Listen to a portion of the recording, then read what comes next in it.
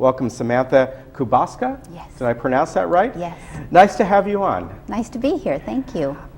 There's a lot of great doctors over there at Breastlink, and you find they each kind of specialize in something a little bit different, all within the realm of what Breastlink does. So what's your specialty? I'm a radiologist, Okay. and I'm dedicated to breast imaging. So, in other words, I'm a radiologist who only reads mammograms, and then if needed, breast ultrasound, breast MRI, and then we also perform different kinds of breast biopsy, should that become needed. Okay. How long have you been doing this in radiology? I've been in radiology for 14 years and dedicated breast for 13 of those years. So you've obviously seen the technology change. Absolutely. It's changed quite a bit, actually. Film mammography, what we used to do back in the beginning, where the patient had their images taken and then the technologist stepped out of the room to have them developed, and that piece of film was all you could look at. It was a captured photograph, if you will. Has now evolved into digital mammography, and even more recently 3D digital mammography, where we can see so much better through the breast tissue and enhance our chances of finding breast cancer in patients who have digital mammography over film.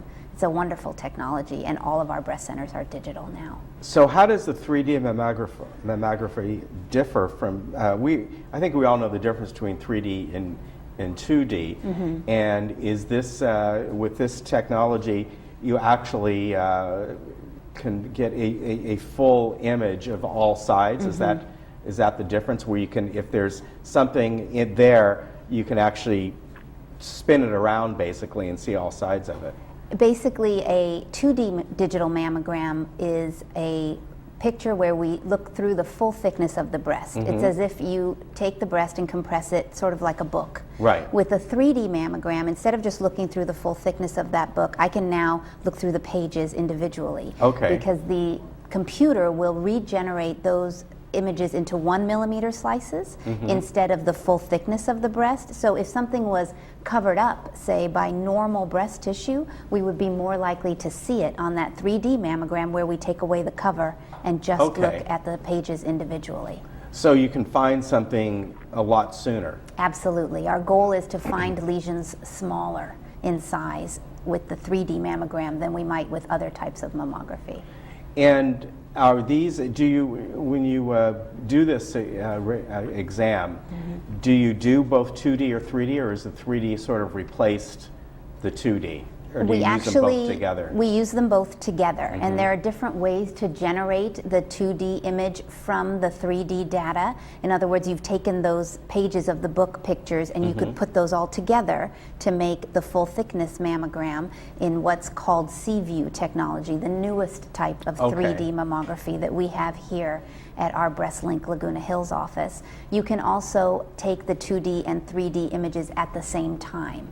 The FDA requires that we still look at a 2D mammogram, and it is a good idea. You don't want to miss the trees through the forest. You want to see the slices individually, but you want to put that all together, because if something was perhaps spread over 2 or 3 pages of the book, you might be more likely to see it when those pages were put together. So we do both. And how precise is that? I mean, what size can you get down to in millimeters, or if there's a little spot there? Our goal is always to find breast cancer when it's less than 10 millimeters in size, because that's when we can do the most good.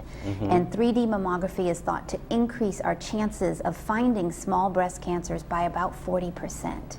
So it's a very significant improvement in what we can do. As far as the smallest breast cancers that we find, probably around 4 to 5 millimeters by mammography.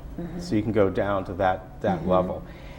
I think one of the most common questions you get is, how often should someone have an exam, especially using this new technology?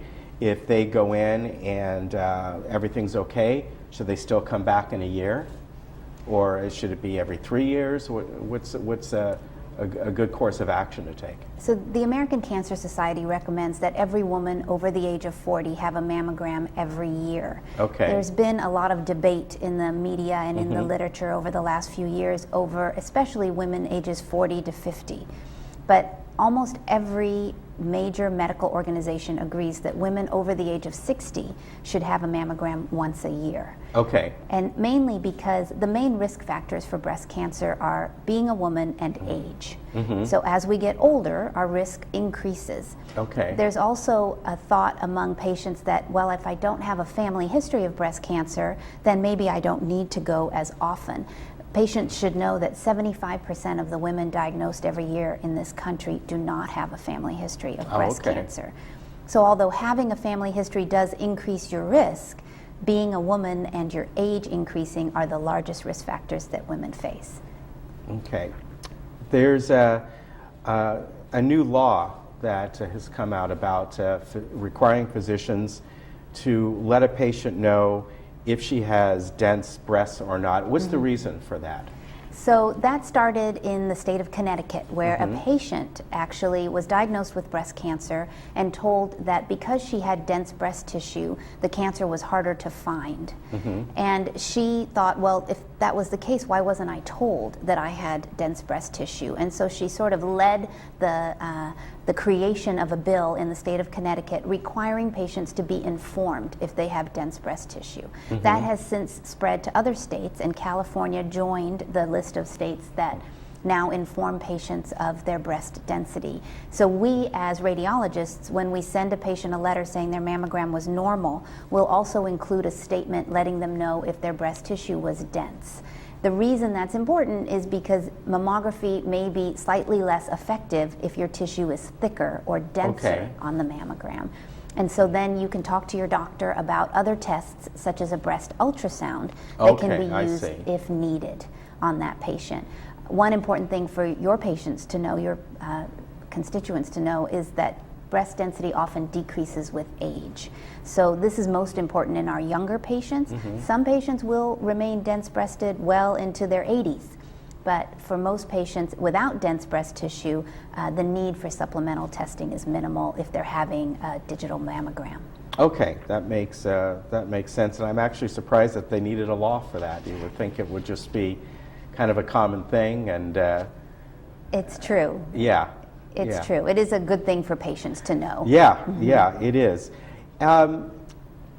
What are, some of the steps that can be taken for, is there a way maybe in just your daily living that a woman can maybe help prevent getting breast cancer, much the way we can help prevent getting other certain types of cancer, at least to a certain point, of course? Sure. There are lifestyle changes that patients can make to try and decrease their risk of breast or any cancer, and it's sort of the same things you hear about. A healthy diet, regular exercise, minimal alcohol intake, no smoking are probably the top 4. If patients are more interested in knowing about their personal risk, we do have a risk assessment program where a patient can come in and meet with a genetic counselor, not only to look at their family tree, but also their lifestyle, and get a specific list of things that they themselves can do, maybe perhaps with their diet, their exercise, their vitamin levels, especially their vitamin D level is found to be very important lately, and someone will counsel them in the best ways for them to decrease their risk, maybe simply by lifestyle choices. Okay. How does Breastlink differ from other breast cancer centers?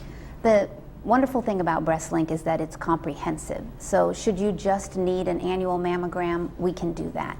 Should you be someone that has family history and needs risk assessment, we can do that at the same time as your mammogram.